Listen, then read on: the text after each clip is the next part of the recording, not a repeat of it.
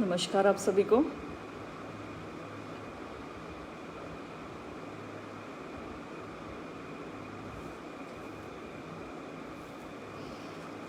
नमस्कार भाई गुरनाम, राम राम विनोद जी, राम राम सुमित कुमार जी, नमस्कार वर्मा नरेंद्र जी,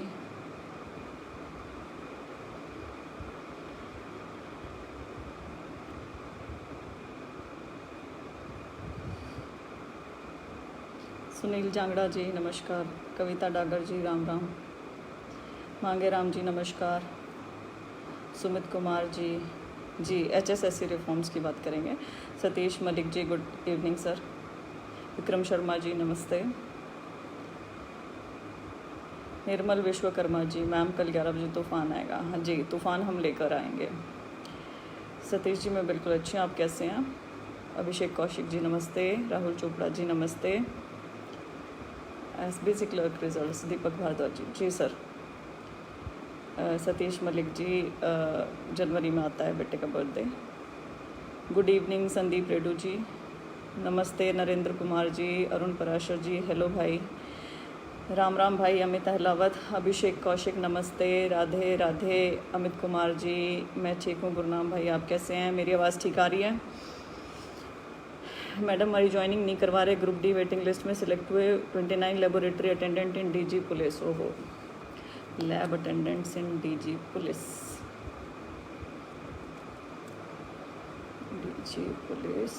ग्रुप डी 29। ओके ठीक है सर। प्रदीप राठी जी, गुरमीत सुंगरोया जी, परमजीत नैन जी, राकेश यादव जी, अभिषेक शर्मा जी, दीपक भारद्वाज जी, प्रदीप मान जी, प्रदीप सिंह चहल जी, प्रदीप मान नमस्कार है मेरी आप सबको। अतुल मित्तल जी नमस्कार। आवाज़ ठीक आ रही हो तो हम स्टार्ट करते हैं। हवा सिंह चौहान जी नमस्कार, अजय शरण जी नमस्कार, विनोद राय भाटी जी नमस्कार, Deepak Sharma ji, JBT waiting list जो कोर्ट से अप्रूव्ड है के बारे में अपने विचार बताएं, ये भी लास्ट 3 ईयर से वेट कर रहे हैं। आज हम किसी और टॉपिक पे बात करने वाले हैं सर, इसके बारे में बाद में बात करेंगे। कैलाश कुमार जी नमस्कार, प्लाट मकान, विनोद सामा जी आपने बिल्कुल सही कहा, धमाके ज़रूरी हैं बहरी सरकार को सुनाने के लिए। रविंदर सिंह सैनी जी गुड इवनिंग, प्रदीप मान अच्छा आवाज़ ठीक आ रही है, थैंक यू परमजीत नैन जी, राकेश गरेवाल, नरेंद्र कुमार, काफ़ी लोग जुड़ गए हैं, अमित कुमार, जोगेंद्र महिला, रविंदर सिंह सैनी। हम स्टार्ट करते हैं। मेरी सबको राम राम नमस्ते गुड इवनिंग सबको है, हम स्टार्ट करते हैं। आज हम बड़े इम्पोर्टेंट टॉपिक के बारे में बात करने वाले हैं और मैं सारा का सारा जितना अनएम्प्लॉयमेंट सिनेरियो चल रहा है ना हरियाणा का, बेरोज़गारी को पूरा किस भर्ती में क्या सब कुछ पूरा संक्षेप में बताने वाली हूँ, ताकि एक वीडियो के माध्यम से ये सबको पता चल जाए कि किस भर्ती में क्या चल रहा है, कैसे बेरोज़गारी में हरियाणा नंबर 1 पर आ गया है, कैसे किन किन चीज़ों से हमें बरगलाया जा रहा है, हमारे युवा आज कितने हताश और परेशान यहाँ से वहाँ घूम रहे हैं, अलग अलग बिखर गए हैं, एकजुट नहीं हो पा रहे हैं, कैसे हमें एकजुट होना है, हमारी मांग रखनी है सरकार के आगे, राइट। ये सब हम डिस्कस करेंगे, ये सब मैं बताने वाली हूँ। और इसके साथ साथ क्या कमियां हैं और किन सुधारों की आवश्यकता है भर्ती प्रक्रिया में, ये सब भी। तो चलिए स्टार्ट करते हैं। Unemployment scenario. अब एम्प्लॉयमेंट 2 सेक्टर्स में होता है, एक होता है प्राइवेट सेक्टर, एक होता है गवर्नमेंट सेक्टर, ये हम सभी जानते हैं। प्राइवेट सेक्टर में अनएम्प्लॉयमेंट आपको पता है बहुत ज़्यादा बढ़ गया है और प्राइवेट सेक्टर में कोई इन्वेस्टमेंट ही नहीं हुई है हरियाणा में। आप ये देखिए क्या नया हरियाणा में उद्योग कोई खुला है, कोई प्राइवेट यूनिवर्सिटी कुछ या फिर गवर्नमेंट ने कुछ बना दिया हो यूनिवर्सिटी, कोई पावर प्लांट, कोई उद्योग नया यहाँ पे शुरू किया हो, तो प्राइवेट इन्वेस्टमेंट तो ज़ीरो, तो प्राइवेट रोज़गार भी ज़ीरो। और जितने प्राइवेट रोज़गारों में पहले थे वो निजी कंपनियां कोरोना काल के दौरान बंद होती चली गई, जिससे प्राइवेट रोज़गार भी चला गया बहुत सारे लोगों का, तो यहाँ आ गई बेरोज़गारी। दूसरा गवर्नमेंट सेक्टर, ध्यान से सुनिएगा। गवर्नमेंट सेक्टर में 2 रिक्रूटमेंट एजेंसी हैं हरियाणा में, एक हरियाणा पब्लिक सर्विस कमीशन जो ग्रुप ए और बी के करवाती है, एक Haryana staff selection commission HSSC जो ग्रुप सी और डी के एग्ज़ाम्स करवाती है।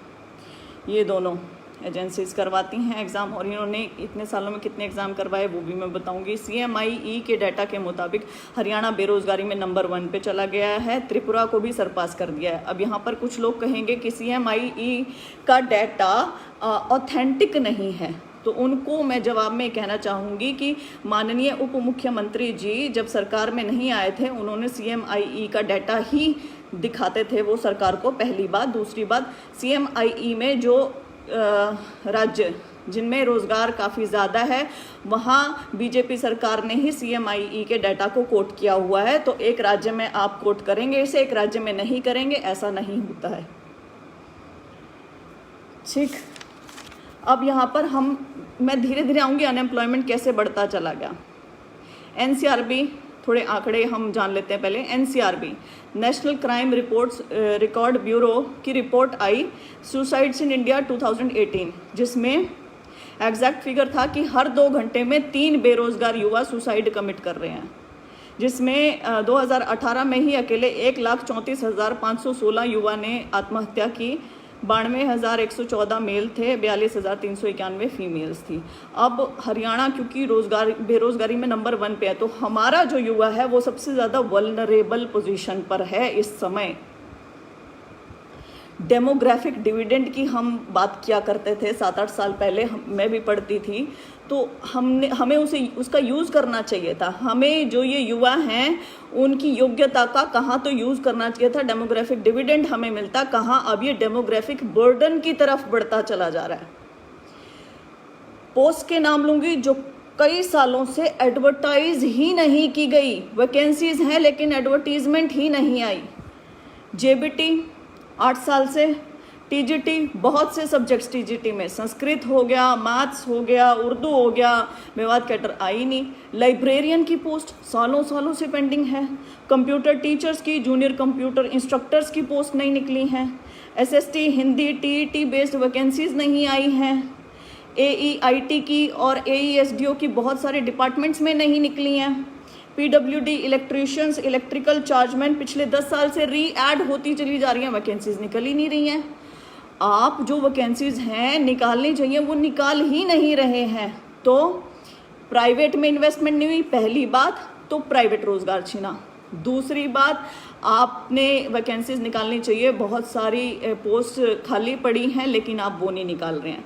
तीसरा, अनएम्प्लॉयमेंट का मैं बताती चली जा रही हूँ। तीसरा कारण क्या है? रिजल्ट पेंडिंग है, तकरीबन 25 वैकेंसीज के रिजल्ट पेंडिंग हैं। अब आप ध्यान दे के सुनिएगा, 25 वैकेंसीज कौन सी? EBP, पहले तो 25 से अलग मैं बताती हूँ। EBPGC और SBC जो जनरल में कन्वर्ट कर दी गई, उसकी बहुत सारी वैकेंसीज तो पेंडिंग ही चले जा रही है, उनका रिजल्ट ही नहीं आ रहा है। SBC का, EBPGC का चले जा रहा है, बच्चे धक्के खा रहे हैं, कमीशन जा रहे हैं, CS ऑफिस जाते हैं, कहीं जाते हैं, निकाल ही नहीं रहा, कोई सुन ही नहीं रहा है उनकी। जब आपने पॉलिसी में चेंज कर दिया है तो उनको निकाल दीजिए। PGT almost all subjects, SBC EBPGC pending है। PGT होम साइंस स्पेशली काफ़ी टाइम से पेंडिंग है। वेटिंग लिस्ट पेंडिंग है, वेटिंग लिस्ट नहीं निकाल रहे हैं, waiting list. Steno waiting pending है, स्टेनो वेटिंग को 1 साल होने वाला है। स्टेनोग्राफर वेटिंग को सरकार के विभिन्न विभागों को ये चिट्ठियां लिख रहे हैं, जा रहे हैं वैकेंट पदों के लिए, लेकिन कोई सुनवाई नहीं हो रही है। लैब अटेंडेंट DHE वेटिंग, 15 सितंबर को इनका 1 साल हो जाएगा और इसमें 162 पदों पे वैकेंसी निकली थी, जिसमें तकरीबन 110 ही पदों पे ज्वाइन किया था। 28 वेटिंग कैंडिडेट है केवल ये। 15 सितंबर को 1 साल हो जाएगा, इनका सब कुछ खत्म हो जाएगा। ये भागा दौड़ी कर रहे हैं, जा रहे हैं यहाँ से वहाँ, गुहार लगा रहे हैं, लेकिन कोई सुनवाई नहीं, जबकि पद खाली पड़े हैं, सामने सामने हैं। क्यों ऐसा सिस्टम बना हुआ है, इतना इनएफिशिएंट सिस्टम कि इनको रोजगार नहीं मिलता है, धक्के खाने पड़ते हैं, नॉर्मल प्रोसीजर्स भी नहीं पूरे हो पा रहे हैं। कारण क्या है? मंशा नहीं है, आप इतने इनएफिशिएंट हैं, क्या कारण है? इसके बाद ग्रुप D की वेटिंग की समय सीमा बढ़ा दी गई। ग्रुप D की वेटिंग की समय सीमा बढ़ा दी, उनको लगा देते, उनकी डिस्ट्रिक्ट एलोकेट करते, उनके विभाग एलोकेट करते, उनको लगा देते, काम निपट जाता।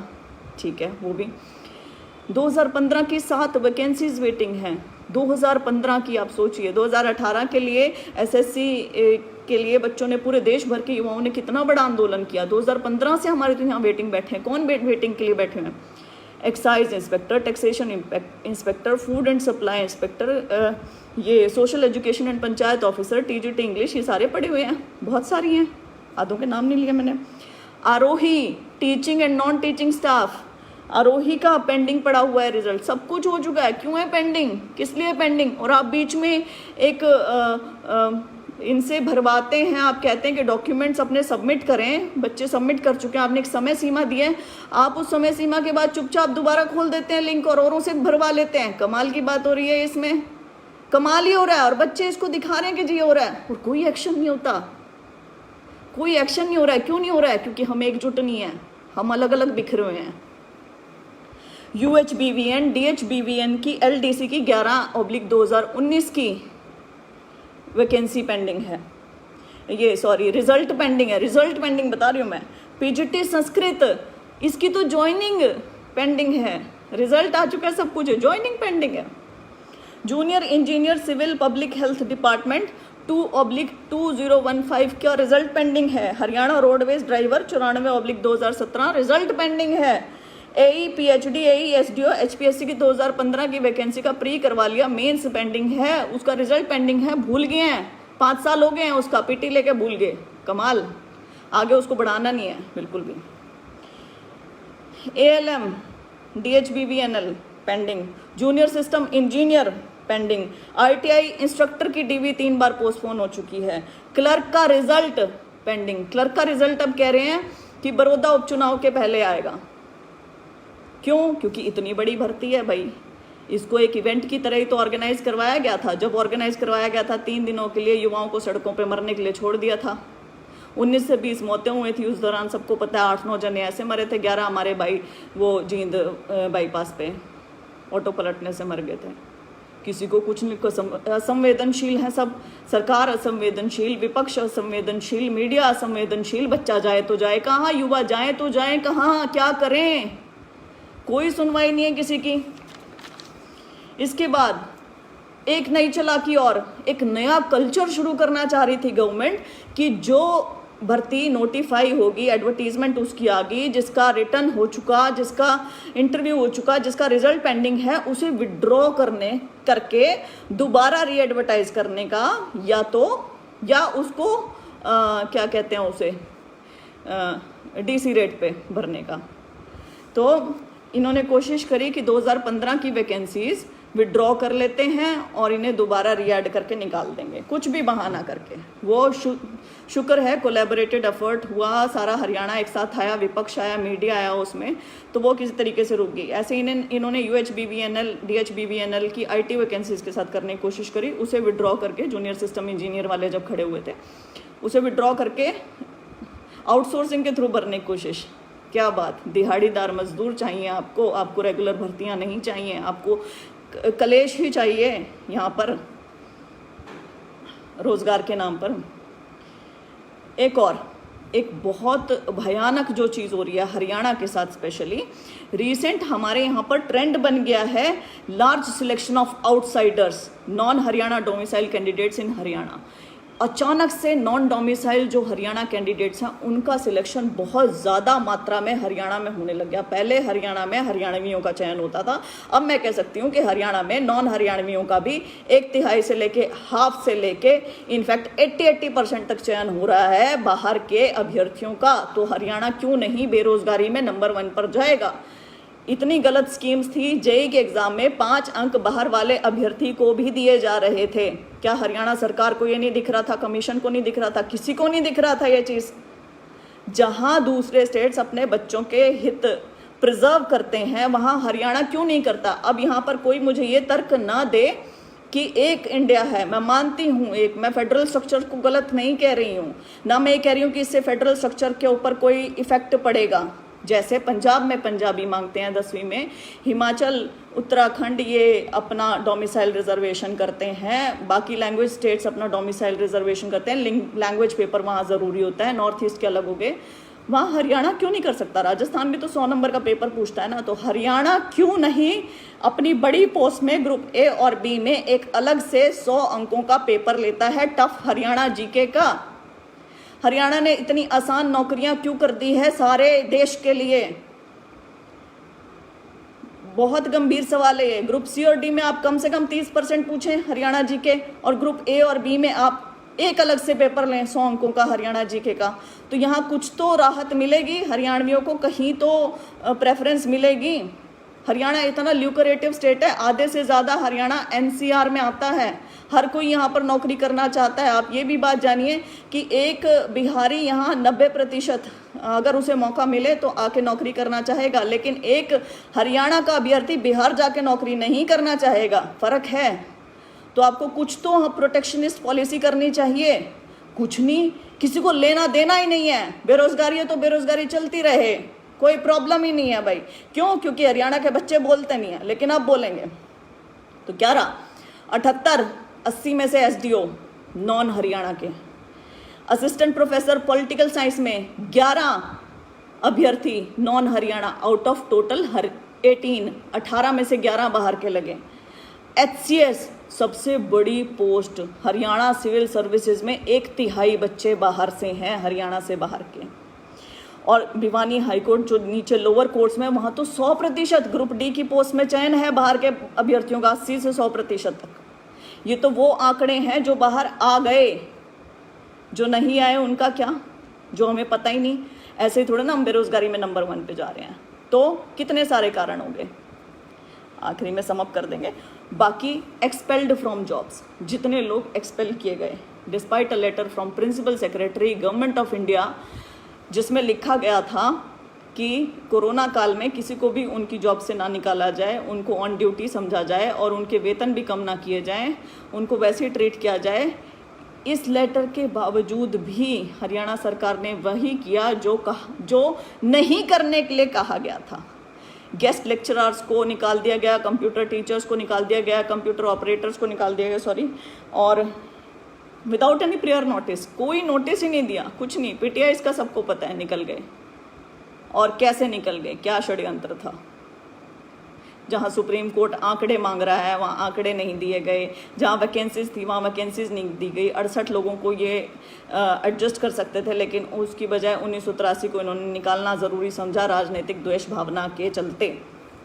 शिक्षा जगत के और बुरे हालात हैं। शिक्षा जगत में तो इतने बुरे हालात हैं, ना जेबीटी की वैकेंसीज, ना टीजीटी की वैकेंसीज निकलती, ना पीजीटी के रिजल्ट निकल रहे हैं। बुरा हाल। जेबीटी 8 साल से कोई भर्ती नहीं निकली है। 7 साल की एस्टेट की वैधता होती है।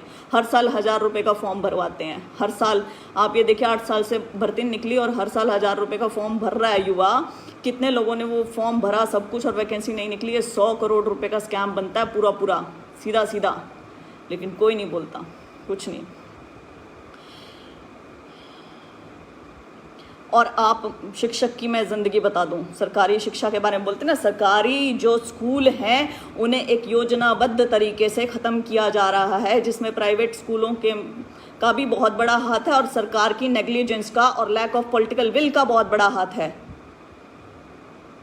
एक शिक्षक से शिक्षा के अलावा सारे काम करवाए जाते हैं। आजकल वो फैमिली आईडी बना रहे हैं शिक्षक। राजस्थान में टिड्डियां तक गिनवाई गई हैं शिक्षकों से। क्या काम नहीं करते, जमीन की फर्द का काम छोड़ के सारे काम करते हैं शिक्षक। कितना काम नहीं है उनके पास। मैं ये भी नहीं कहती कि सारे ठीक हैं, लेकिन मैं ये भी कहूंगी कि सारे गलत नहीं हैं। बहुत भयंकर से हालात हो गए हैं। अब जेबीटी का कोर्स डाइट कॉलेजेस से, स्कूलों से 1800 से 2000 रुपये में हो जाया करता था। उसको क्यों बंद किया भाई? अब प्राइवेट से करना पड़ता है, 25 से 50 हज़ार रुपये खर्च होते हैं एक बच्चे के। क्यों प्राइवेटाइजेशन को इतना बढ़ावा? सरकारी शिक्षा, एक स्कूल होना चाहिए, एक शिक्षा होनी चाहिए। सब कुछ बंद कर दो। पॉलिटिकल विल हो तो कोई क्या नहीं कर सकता। क्यों नहीं शिक्षा में सुधार हो सकता? हो सकता है। इंफ्रास्ट्रक्चर इतना बुरा है, बोलते हैं मैडम आपके बच्चे कौन से स्कूल में पढ़ते हैं। इंफ्रास्ट्रक्चर बढ़िया हो, मेरे बच्चे को साफ टॉयलेट मिले, साफ पानी मिले, और मेरे बच्चे का टीचर फैमिली आईडी बनाने के बजाय ना मेरे बच्चे के शिक्षा के ऊपर ध्यान दे, तो मैं अपने बच्चे को सरकारी स्कूल में ही भेजूंगी। खैर, ADO vacancy, agriculture development officer की वैकेंसी, आप ये देखिए 710 पद खाली थे, 1100 कुछ पद हैं ये पूरे, और 710 पद खाली थे। तो उसके लिए ये युवा 10 साल से संघर्ष कर रहे थे। एग्रीकल्चर के ग्रेजुएट्स हैं, पोस्ट ग्रेजुएट्स हैं, कि ये पद निकलें। क्योंकि एक एक एडीओ के ऊपर 15-15 से 20-20 हेडक्वार्टर्स का चार्ज है अभी जो प्रेजेंटली काम कर रहे हैं, और एक हेडक्वार्टर के नीचे 15-15 से 20-20 विलेजेस आते हैं। कैसे ये क्रॉप का सर्वे करते होंगे, क्या करते होंगे, सारा इनएफिशिएंट काम चल रहा है, सब कुछ इनएफिशिएंट चल रहा है। क्या क्रॉप्स के बारे में गवर्नमेंट क्या सोच रही है, किसानी खेती इन सब के बारे में, कैसे क्रॉप लॉसेस वो कैलकुलेट करते होंगे इतने बर्डन में। तो 710 पद खाली थे, ये गुहार लगाते रहे सरकार से, मैंने भी यहाँ पे इनकी आवाज़ उठाई थी, लेकिन तब इन्हें इनकी ज़रूरत नहीं थी। अब अचानक से इन्हें ज़रूरत पड़ी तो इन्होंने आउटसोर्सिंग के लिए पद निकाल दिए हैं कि भैया तुम आओ और तुम्हें डीसी रेट पे रखेंगे, ग्रेजुएट्स और पोस्ट ग्रेजुएट से दिहाड़ीदार मजदूर की तरह काम करवाया जाएगा। क्यों नहीं इनके रेगुलर पद निकल सकते? क्यों नहीं इनकी परीक्षा 6 महीने में पूरी होकर इनको रेगुलर रखा जाता ऑफिसर ग्रेड पे, सेम पे पर नहीं हो रहा है, हमारी आंखों के सामने हो रहा है, हमारे साथ इतना गलत हो रहा है हमारी आंखों के सामने। हम चिल्ला रहे हैं, चीख रहे हैं, बोल रहे हैं, कोई सुनने वाला नहीं है, विपक्ष उठा नहीं रहा, मीडिया को कुछ लेना देना नहीं है। क्या करें हम, कहाँ जाएं? पीटीआई के साथ इतना बुरा हुआ, क्या कर लिया किसी ने? इतनी बड़ी रैली करी उन्होंने, सारा हरियाणा उनके साथ आगे खड़ा हो गया। क्या किया? इकोनॉमिक वीकर सेक्शन रिजर्वेशन, इतना बड़ा मुद्दा है ये, आपने एसबीसी ईबीपीजीसी विड्रॉ कर ली, आपने ईडब्ल्यूएस ला दिया, बहुत अच्छी बात है, लेकिन आयु में छूट, 5 साल की आयु में छूट, उसका क्या? इन अभ्यर्थियों ने कितना संघर्ष किया, यहाँ से वहाँ गए हैं, हर एक मंत्री, मुख्यमंत्री, एमएलए, कहाँ कहाँ ये नहीं गए हैं, कहाँ मीडिया में, कहाँ इन्होंने नहीं कहा है कि आयु में छूट दे दीजिए। किसने इनकी सुनी? मुख्यमंत्री साहब ने भी आश्वासन दिया कि हाँ देखते हैं, जहाँ जाते हैं कहते हैं इनको कि बस आपकी फाइल पे तो सिर्फ एक साइन होना बाकी है, आपका तो काम हो जाएगा। कहाँ हुआ? जब अमित सिहाग जी ने, जो एमएलए हैं, उन्होंने मुख्यमंत्री जी से रिटर्न में जवाब मांगा कि क्या ईडब्ल्यूएस को आयु में छूट मिलेगी, तो मुख्यमंत्री साहब का एक जवाब था NO, no. Why no? Can you please explain? क्योंकि बहुत सारे युवाओं का भविष्य इस नो के ऊपर खत्म कर दिया है आपने। हरियाणा पुलिस के फॉर्म्स के लिए बैठे हुए थे वो बच्चे, तैयारी कर रहे थे वो बच्चे, एसबीसी और ईबीपीजीसी के अंडर आके जब कर रहे थे, 26, 27 साल की उम्र थी, क्योंकि उस टाइम उनको उधर आयु में छूट मिल रही थी। आपने तो उनका सपना एकदम से खत्म कर दिया नो बोलकर। क्या आपका ये नैतिक जिम्मेदारी नहीं बनती कि आप इसका कारण बताएं क्यों नो? लेकिन नहीं। और ईडब्ल्यूएस का मुद्दा हम क्यों उठाएं? हमारा तो मुद्दा वो है ही नहीं। हमारा तो भैया कलर का रिजल्ट है, या हमारा तो भैया आरोही का रिजल्ट है, या हमारा तो टीजीटी इंग्लिश है, या हमारा तो जेबीटी है, या हम तो पीटीआई हैं। यही हमारे अपने जो सोच है ना कि मेरा मुद्दा नहीं है तो मैं क्यों उठाऊं, इस सोच ने हमें बहुत पीछे ला दिया।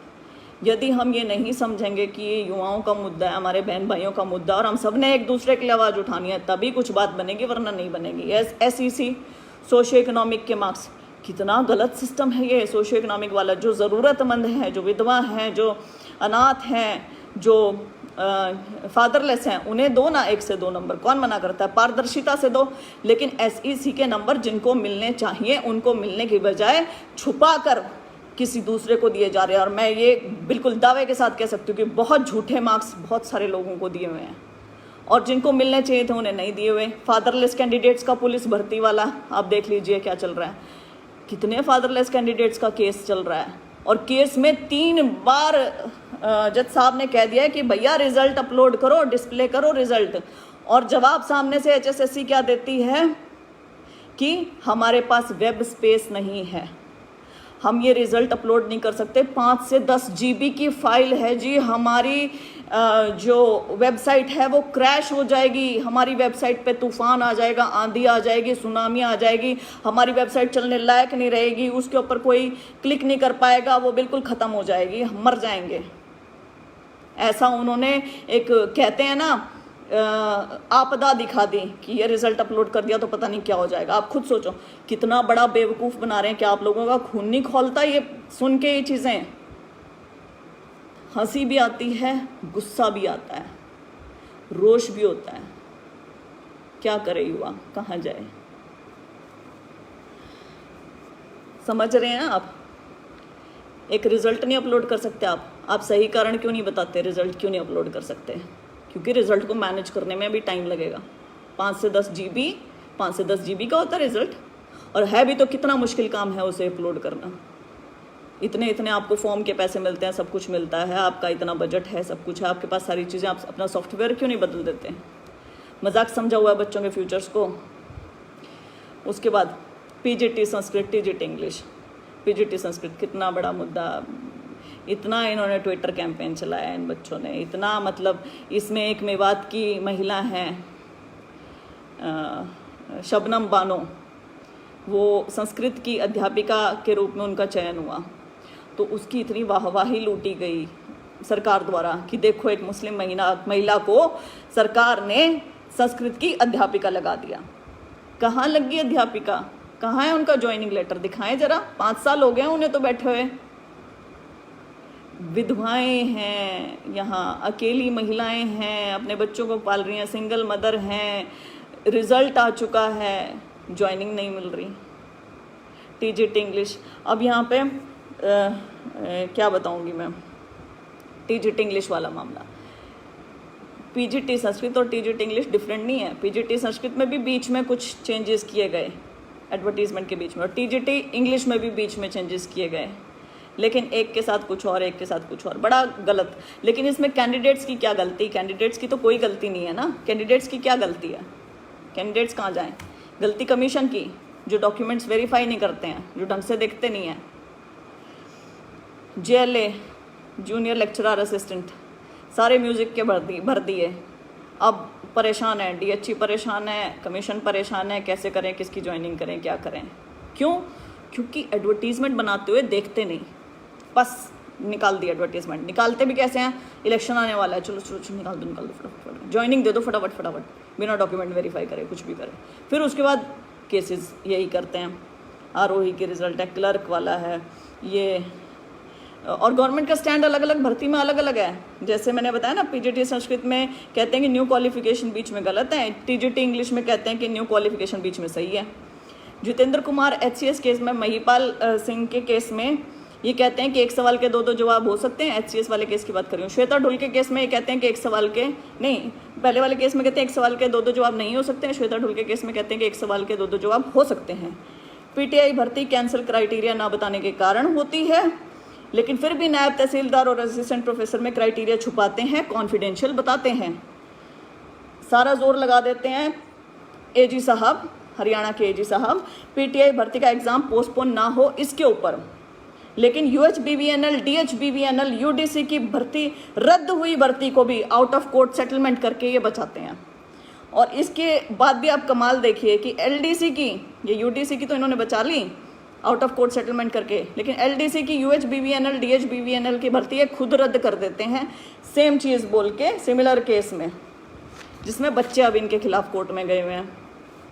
कैश फॉर जॉब स्कैम किसी से नहीं छुपा हुआ है। कैश फॉर जॉब स्कैम जनवरी 23, 2019 को जस्टिस कुलदीप सिंह ने Punjab and Haryana high court में कहा था कि इसकी CBI जांच हो, क्योंकि पुलिस ने ढंग से जांच नहीं की है।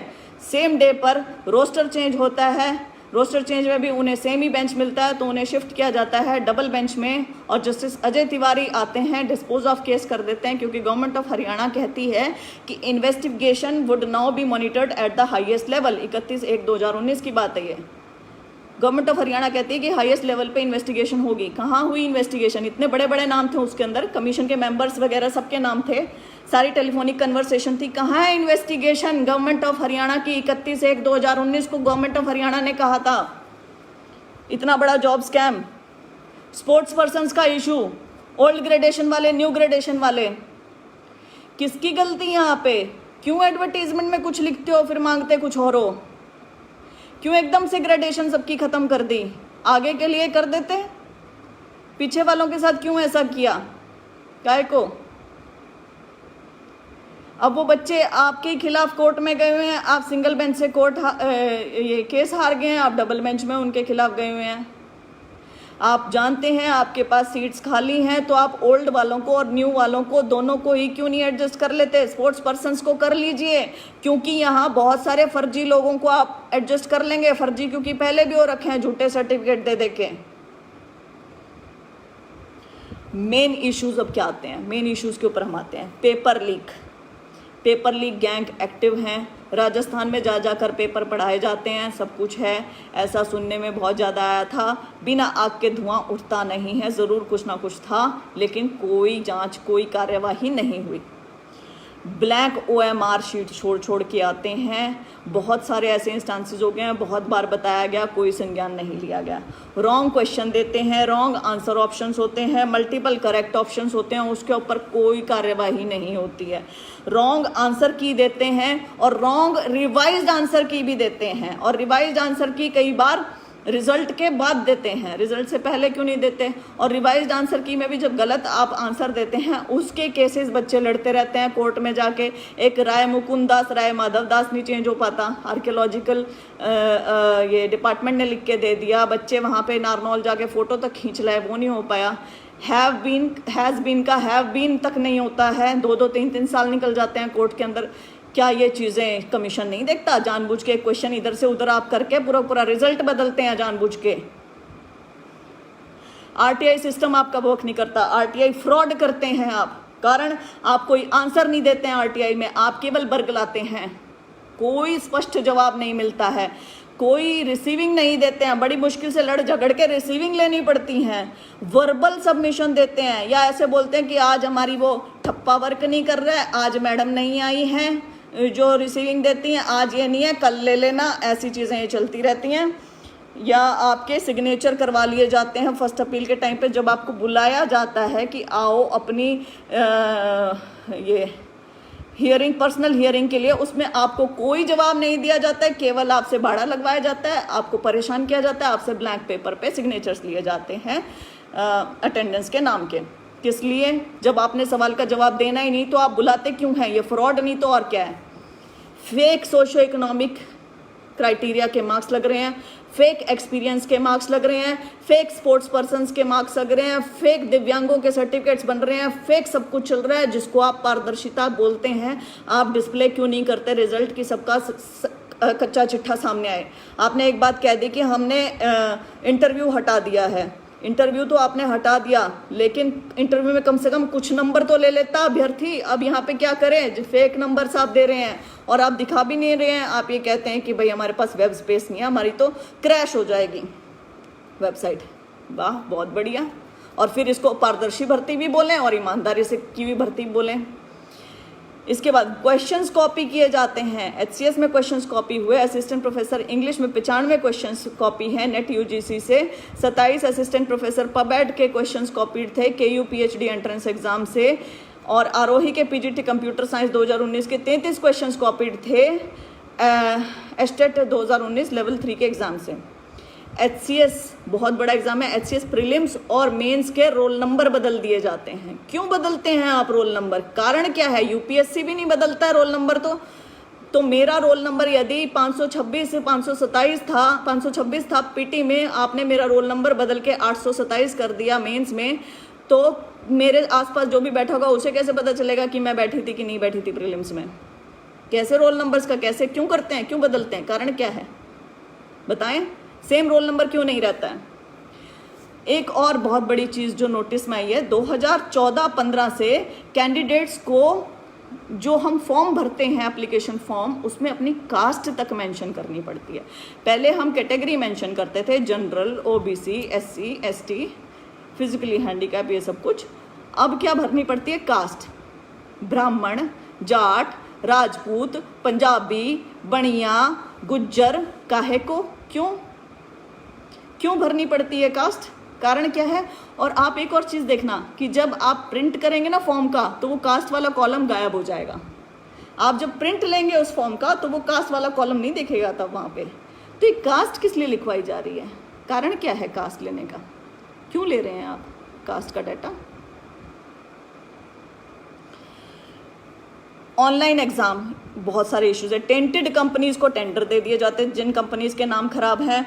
उसके बाद स्क्रीन हैक वगैरह की चीज़ें आती हैं, स्क्रीन हैक हो जाते हैं, सबके अपने आप आंसर्स आ जाते हैं। कमाल हो रहा है, वाह। एकेडमिक क्वालिफिकेशन आपने क्राइटेरिया रखा हुआ है एक सिलेक्शन का, 50% जिसको आपने वो दी हुई है, मार्क्स दिए हुए हैं। क्यों?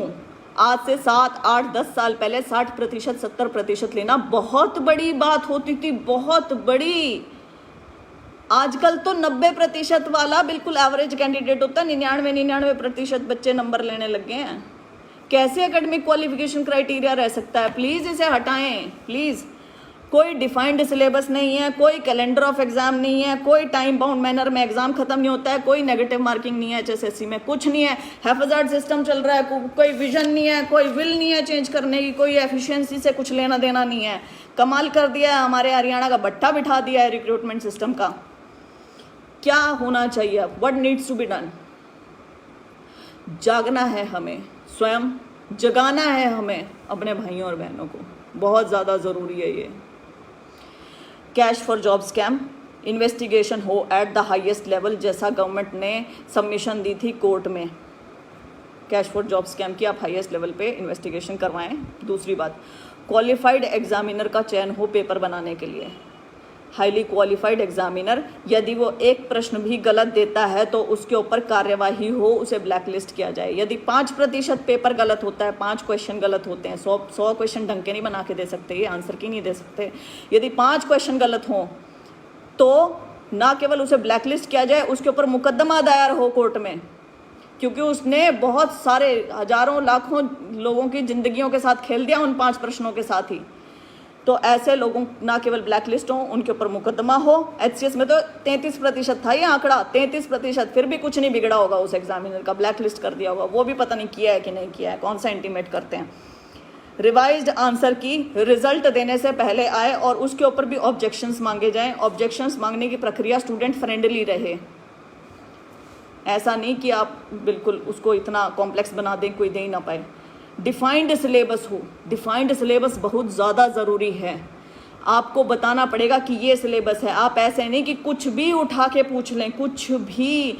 PTI का एग्ज़ाम क्वेश्चन पेपर उसे देखो, 10वीं के लेवल का एग्ज़ाम ले रहे हो। एक्स सर्विसमैन तो 8वीं वाले थे, आप क्या क्वेश्चन पूछ रहे हो उसके अंदर? हिंज जॉइंट्स, आप उनसे साइंस के इतने टफ क्वेश्चंस पूछ रहे हैं। आपने उनसे PTI से रिलेटेड कुछ नहीं पूछा, कोई ग्राउंड की मेजरमेंट कुछ नहीं पूछी, ग्राउंड से स्पोर्ट से रिलेटेड कुछ नहीं आप पूछ रहे हैं। क्या वो पेपर था? आप ग्रुप D में पूछ रहे हैं HCS के लेवल का पेपर, और HCS में पूछ रहे हैं ग्रुप D के लेवल। ग्रुप D के लेवल का भी नहीं था HCS में, तो कोई लेवल ही नहीं, कुछ लेना देना नहीं। आप जानबूझकर बड़े एग्जाम्स जो होते हैं ग्रुप A और B के, उसमें आसान क्वेश्चन पेपर पूछते हैं, और जो छोटे एग्जाम्स होते हैं उसमें मुश्किल पूछते हैं। कृपया ऐसा ना करें। आसान वालों के लिए ठीक रखें, उनके लेवल का पेपर रखें। 10वीं के लिए 10वीं के लेवल का पेपर आना चाहिए, 12वीं के लिए 12वीं के लेवल का आना चाहिए। और जो HCS का है तो उसके कृपया करके IAS UPSC को थोड़ा फॉलो कर लें, थोड़ा स्टैंडर्ड उन जैसा ले आएँ, थोड़े एग्जामिनर उन जैसे ले आएँ और उस लेवल का कोई क्वेश्चन पेपर पूछें। डिफाइंड सिलेबस रहे हर एक का। टेक्निकल यदि पेपर है, JEE टेक्निकल है, टेक्निकल आप उसमें पूछते हैं 10%, 20%, 30%, बाकी नॉन टेक्निकल सब कुछ। आपको इंजीनियर लेना है, किसी सिविल इंजीनियर है, कोई इलेक्ट्रिकल है, किस ऐसे काम आपने करवाने, आप उससे उसकी ट्रेड की नॉलेज लेंगे ही नहीं। आप उससे कुछ और पूछेंगे, जनरल नॉलेज उससे लेंगे, जनरल नॉलेज भी ले लें भाई। 50% तो कम से कम टेक्निकल पूछें, कुछ तो रहे, सम्मान करिए कुछ तो पोस्ट का भी, कि जिस पोस्ट के लिए पेपर लिया जा रहा है।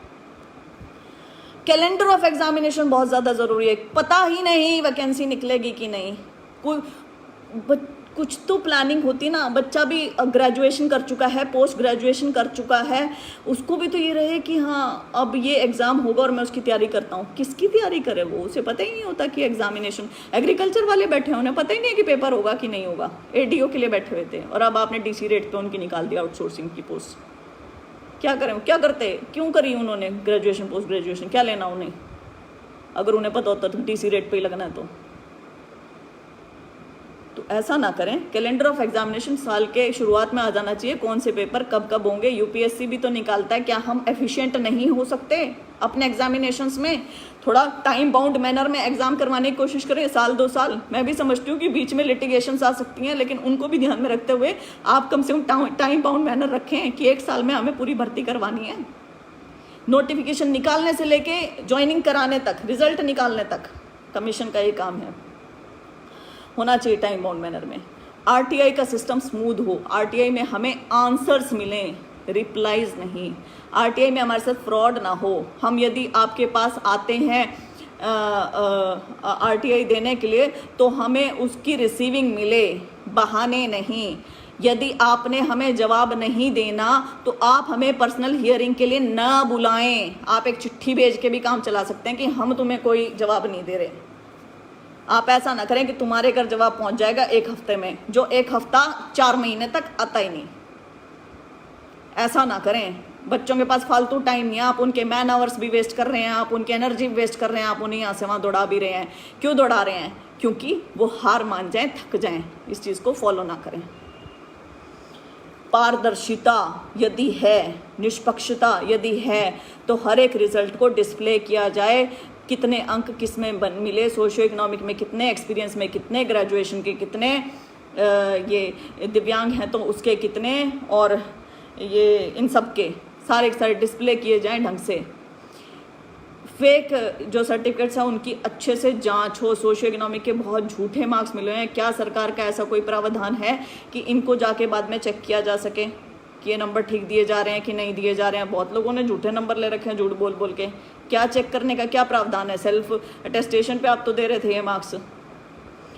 नेगेटिव मार्किंग इंट्रोड्यूस हो HSSC के एग्ज़ाम्स में भी, बहुत ज़्यादा ज़रूरी है। नेगेटिव मार्किंग से पता चलता है कि कौन मेरिटोरियस कैंडिडेट है, कौन हार्ड वर्किंग है, कौन ढंग से दे रहा था, कौन तुक्के नहीं मार रहा है। तुक्के मारने का स्कोप ख़त्म हो जाता है नेगेटिव मार्किंग में।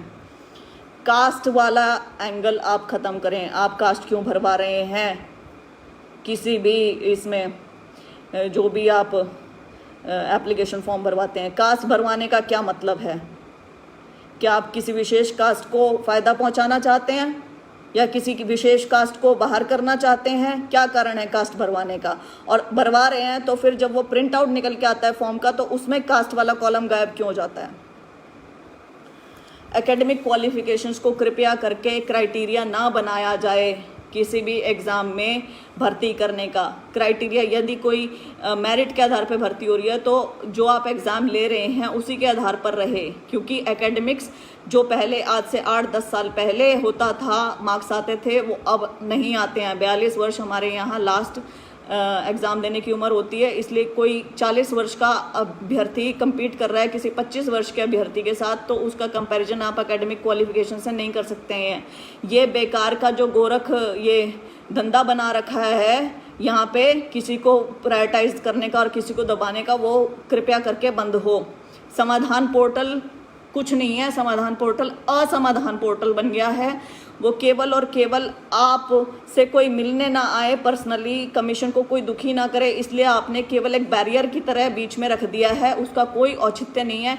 यदि उसका औचित्य है तो जवाब वहाँ पर मिलें, वहाँ पर जो हम फिल कर रहे हैं चीज़ें वैसी ही दिखें। ऐसा नहीं कि मैं एडवर्टीजमेंट फिल करती हूँ 12/2015 और 4 दिन बाद चेक करती हूँ तो 17/2019 आ जाए। ऐसा नहीं होना चाहिए। ये मजाक बंद करें अभ्यर्थियों के साथ। हमारा दिमाग दर्द करने लग गया, दिमाग की नसें दुखने लग गई हैं। किस बात के लिए बोलूँ, किस बात के लिए ना बोलूँ, मुझे तो ये नहीं समझ में आता। टाइम बाउंड मैनर में ही रिजल्ट आए। आउटसोर्सिंग से भर्तियां ना हो। आउटसोर्सिंग से ऑलरेडी बहुत सारी हो चुकी हैं। गेस्ट फैकल्टी बहुत ज़्यादा लग चुकी हैं, वो पक्के भी हो चुके हैं। गेस्ट लेक्चरर्स लग चुके हैं, ITI इंस्ट्रक्टर्स लगे हुए हैं। तो अब और कृपया करके इस प्रदेश के युवाओं को आपस में ना भिड़ाएं, आउटसोर्सिंग से भर्तियां ना करें अनटिल एंड अनलेस ये बहुत ज़्यादा ज़रूरी ना हो। कृपया करके रेगुलर भर्तियां ही निकालें। दिहाड़ीदार मजदूर ना बनाएं ग्रेजुएट्स, पोस्ट ग्रेजुएट्स को। रेगुलर भर्ती के लिए बहुत सारे अभ्यर्थी योग्यता लिए बैठे हैं, पढ़ाई करके बैठे हैं, बेरोजगार हैं।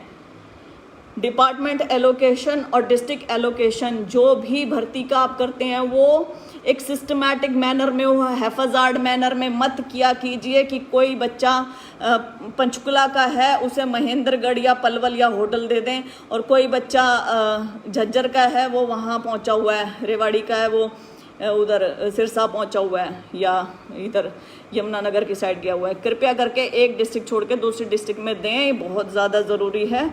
प्रेफरेंस मिले हरियाणवियों को हरियाणा में, ये आप प्लीज़ इस चीज़ को भी ध्यान में रखें हैं। बहुत ज़्यादा ज़रूरतें हैं इन चीज़ों की। अब एक और डाटा पे आते हैं। उप मुख्यमंत्री जी ने मार्च 2020 में विधानसभा में एक सवाल के जवाब में हरियाणा के रोजगार की स्थिति बताई। उन्होंने कहा 2014 से 2019 के बीच में ओला, उबर, जोमैटो, स्विगी निजी संस्थाओं ने 79,680 लोगों को रोजगार दिया और रोजगार मेलों के थ्रू 42,680 लोगों को मिला। निजी क्षेत्र में मतलब कि 1,22,520 युवाओं को रोजगार मिला। ये जवाब सुन के मतलब मुझे ऐसा लगता है कि जो भी पढ़ा लिखा थोड़ा सा भी इंसान है उसका खून खौलना लाजमी है। ओला, उबर, जोमैटो, स्विगी, आप इसका श्रेय लेंगे तो आप मेरे घर में जो झाड़ू पोछा लगाने आती है महिला, उसका भी श्रेय लें कि उसको सरकार ने रोजगार दिया है। कमाल हो रही है। ऐसे ऐसे श्रेय ले। जोमैटो, ओला हट गया अब तो वो तो कोरोना में। अब ये बताएं कि जो आपने रोजगार का आंकड़ा बताया 2014 से 2019, आपने 5 साल का रोजगार का आंकड़ा बता दिया, तो अब उन्हीं 5 साल वो ओला, उबर, जोमैटो, स्विगी सारे हट चुके हैं, तो बेरोजगार कितने हुए ये बताइए। श्रेय ले रहे हैं, कमाल है। किस चीज का श्रेय? मेरे घर में कोई माली आके कोई फूल लगा के जाएगा, उसका श्रेय सरकार लेगी कि सरकार ने माली लगा रखा है? मैं अपने घर में झाड़ू पोछे वाली बुलाऊंगी, उसका श्रेय भी सरकार लेगी कि सरकार ने लगा रखा है? सरकार उसका श्रेय लेगी, सरकार ने कोई उद्योग बनाने में एड दी है, वहां पे लगे हैं, उसका श्रेय निजी क्षेत्र में समझ में आता है। ऐसे किसी भी बात का श्रेय लेके और कोई भी बात विधानसभा में बोल देंगे और विधानसभा में उसका विरोध नहीं होगा। 2014 से 2020 में सर के मुताबिक 73,071 सरकारी नौकरियों पर चयन किया गया। ये मान सकते हैं कि ये है सरकारी आंकड़ा कि इन्होंने कहा कि 73,071 सरकारी रोजगार दिए 2014 से 2020 के बीच में, मतलब 6 सालों में 73,071 रोजगार। 6 साल में 73,071 मतलब कि 12,000 कुछ लोगों को 1 साल में रोजगार मिला सरकार द्वारा। अब ये देखो कितनी एफिशिएंट है सरकार। फिर आप कहते हैं कि आपने सबसे ज़्यादा रोजगार दिया, तो हम तो रोजगार में नंबर 1 थे, हम बेरोजगारी में नंबर 1 कैसे आ गए यदि आपने सबसे ज़्यादा रोजगार दिया? तो बहुत हो गया है, पेपर लीक हो जाता है, गैंग के गैंग पकड़े जाते हैं, लेकिन उसको नकल का मामला घोषित करके रफा दफा कर दिया जाता है। आंसर की गलत देते हैं, जानबूझ के गलत सवाल देते हैं, उसी को चलने देते हैं। रिवाइज आंसर की में भी पारदर्शी ईमानदार भर्ती केवल नाम की रह गई है, कोई रिजल्ट अपलोड नहीं होता है, कोई डिस्प्ले नहीं हो रहा है किसी का रिजल्ट। और डिस्प्ले करने के लिए जब हाई कोर्ट ने 3 बार कह दिया तो तीनों बार आके बहाने बनाए गए हैं। बेवकूफ़ समझ रखा है और हम बेवकूफ़ बन रहे हैं एक्चुअली।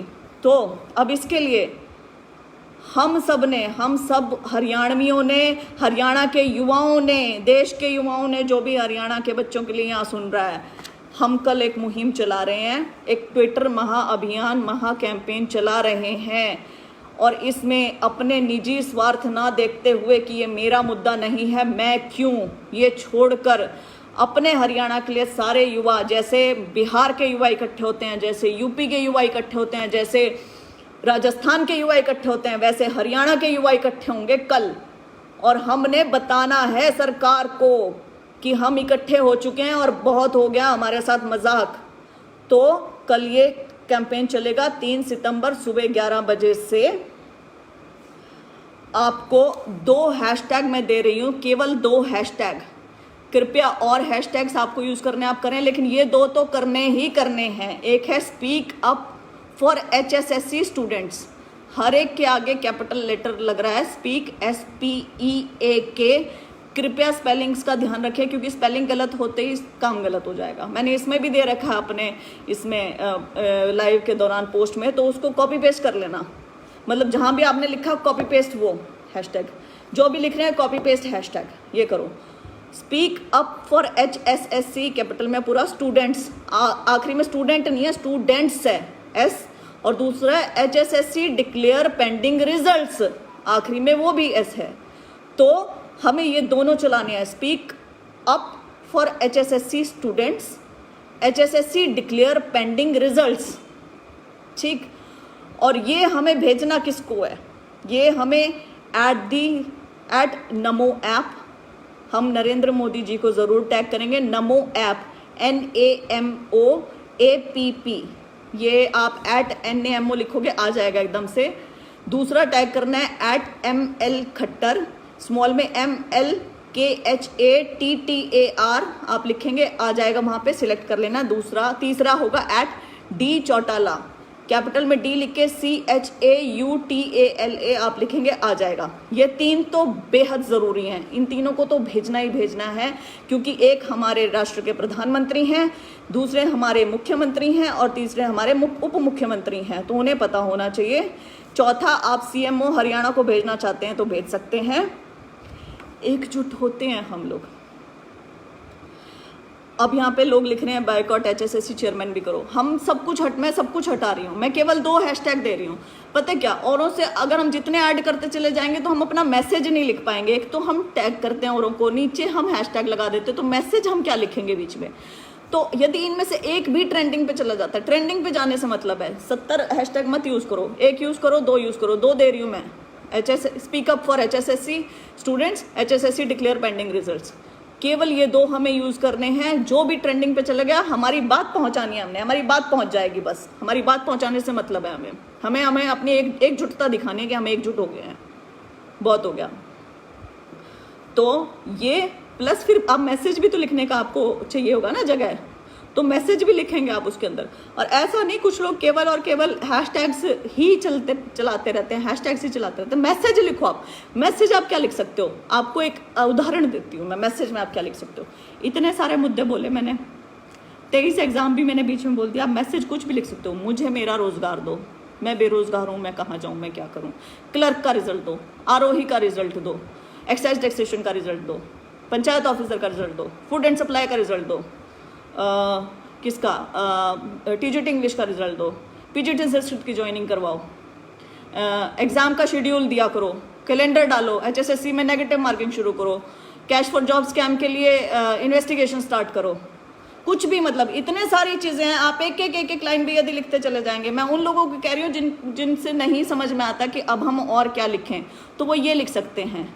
तो ये केवल 2 हैशटैग्स रहेंगे। कृपया करके स्पेलिंग मिस्टेक, स्पेलिंग एरर मत करना, कॉपी पेस्ट कर लो इस पोस्ट में से, और वही करना है हमें एकजुट होना है।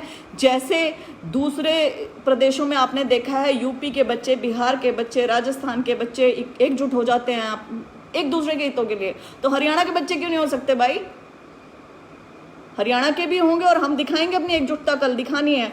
यहाँ मैं हर एक कोचिंग इंस्टीट्यूट के टीचर्स, उनके ओनर्स, उनसे एक गुजारिश करना चाहूँगी कि आप सब वीडियो के माध्यम से या पोस्ट के माध्यम से अपने जितने भी आपके स्टूडेंट्स हैं, कैंडिडेट्स हैं, उन सब तक ये मैसेज पहुँचाइए अपने अपने तरीके से। और आपके योगदान के बिना ये बहुत मुश्किल होगा ये चीज़ होनी, इसलिए आपका योगदान अपेक्षित भी है। और मैं पर्सनल आपसे रिक्वेस्ट भी करती हूँ कि कृपया करके आप करें ये चीज़। मैंने कुछ कोचिंग इंस्टीट्यूट्स के जो टीचर्स हैं उनसे खुद भी बात भी करी है, और काफ़ियों को मैंने मैसेज भी किया है। जिनको मैं मैसेज नहीं कर पाई हूँ उनसे मेरी डायरेक्ट अपील है कि क्षमा कीजिएगा, समय की कमी के कारण मैं नहीं कर पाई हूँ, क्योंकि मुझे एक नंबर सेव करना पड़ रहा था, तो मेरे लिए बहुत मुश्किल आ रही थी।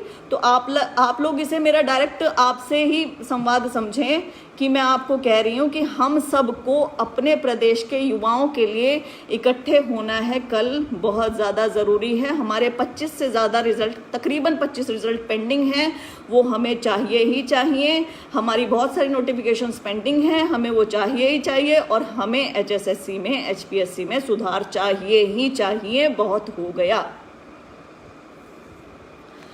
जी। इसके बाद मेरे ख्याल मैं सब कुछ यहाँ पे कवर कर चुकी हूँ। यदि मैं कोई भी वो भूल गई हूँ, कोई भी मुद्दा, एक ITI इंस्ट्रक्टर का मुद्दा शायद मैं भूल रही हूँ। ITI इंस्ट्रक्टर में दिक्कत क्या हो रही है? दिक्कत ये हो रही है कि उसका DV पोस्टपोन हो रहा है 3 महीने से, राइट? हाँ, मैं नवीन राणा जी वही बोल रही हूँ, राडिया जी वही बोल रही हूँ। वो पोस्टपोन हो रहा है। दूसरा पक्ष ये कहता है कि पेपर लीक हुआ था तो उसकी CBI जांच होनी चाहिए। 2 पक्ष हैं, और एक पक्ष ये कहता है कि दूसरा पक्ष इसलिए नहीं होने दे रहा क्योंकि वो DC रेट पे लगे हुए हैं। दूसरा पक्ष कह रहा है कि भैया हम रिजल्ट भी चाहते हैं लेकिन पहले CBI इंक्वायरी हो जाए उससे। तो एक कह रहा है कि आप जानबूझ के डिले कर रहे हैं, दूसरा क्योंकि आप होने नहीं देना चाहते हैं। दूसरा पक्ष ये कह रहा है कि तुम इंक्वायरी नहीं होने देना चाहते हो। तो यहाँ पे कौन सही और कौन गलत? यहाँ पर यदि पोस्ट हैं, तो मैं सरकार से गुहार करना चाहूँगी कि जो डीसी रेट पर लगे हैं उन्हें लगे रहने देकर बाकी पोस्ट पर नयों का चयन कर लिया जाए। यदि ऐसा नहीं हो सकता है तो ये एग्ज़ाम किसी भी हालत में रद्द नहीं होना चाहिए। इसकी प्रॉपर इंक्वायरी होकर रिजल्ट जल्द से जल्द निकालने की कवायद शुरू होनी चाहिए। ये मेरा स्टैंड है। कृपया करके इसे कुछ भी बनाकर सर्कुलेट ना किया जाए। मेरे ख्याल से सब कुछ हमारा कवर हो गया। कल के लिए दोबारा मैं कहूँगी, तिबारा मैं कहूँगी, चौबारा मैं कहूँगी, पंचबारा मैं कहूँगी, 100 बारा मैं कहूँगी, 1000 बारा मैं कहूँगी। ये समझो कि मैं लगातार ये चीज़ कह रही हूँ कि हमें खड़े होना है, कल इकट्ठे एकजुट होना है और हमें हरियाणा के लिए, हर एक हरियाणवी के लिए, हर एक हरियाणा के युवा के लिए, उसके अधिकार के लिए, रोजगार के लिए, हमारे हरियाणा को समृद्ध बनाने के लिए, हमारे नेताओं को जगाने के लिए आवाज़ उठानी ही उठानी है और हम एकजुट होकर उठाएंगे। और मुझे आप सबका योगदान इसमें चाहिए। आप ये समझें कि यदि ये मेरा मुद्दा नहीं तो कोई बात नहीं, मेरे बहन भाई का होगा, मेरे हरियाणा के प्रदेश के किसी बच्चे के रोजगार का है। आप, आपके मित्र, आपके रिश्तेदार, आपके दोस्त, आपके मेंटर्स, कोई भी सब इसमें योगदान दें। कैसे ट्विटर अकाउंट खोलते हैं, इससे पहले वाली वीडियो में मैंने डाल दिया था। आप यूट्यूब पे भी चेक कर सकते हैं, कोई और वीडियो देख सकते हैं। कैसे ट्वीट करते हैं वो भी सीख लीजिए। और किन को हमने भेजना है, प्रधानमंत्री को, मुख्यमंत्री को और उप मुख्यमंत्री को ज़रूर भेजना है। खाली हैशटैग्स मत चलाइएगा। आप विपक्ष को भेज सकते हैं, आपकी मर्जी। मतलब आपने एक मान लीजिए ट्वीट लिख दिया कि मुझे रोज़गार चाहिए, ठीक, या मेरा इस भर्ती का रिजल्ट निकालो, क्लर्क का रिजल्ट निकालो, आपने कह दिया, तो आपने तीनों को टैग किया, नीचे आपने हैशटैग्स लगा दिए। उसके बाद आप दूसरे में सेम मैसेज लिख सकते हैं, लेकिन इस बार आप टैग कर दीजिए विपक्ष को प्लस सेम हैशटैग्स। तीसरी बार आप टैग कर दीजिए मीडिया को प्लस सेम हैशटैग्स। फिर आप दूसरा मैसेज लिख सकते हैं, तो दूसरे में आपने तीनों, सरकार को किया, विपक्ष को किया, मीडिया को किया। ऐसे आप कर सकते हैं और ऐसे हमें करना है। और कल के लिए मेरी पर्सनल अपील है आप सबसे। बहुत बहुत धन्यवाद। शुभ रात्रि। बहुत बड़ा वीडियो बन गया है, लेकिन ये पूरा हरियाणा का रोजगार का सिनारियो लेकर बना है जी। शुभ रात्रि।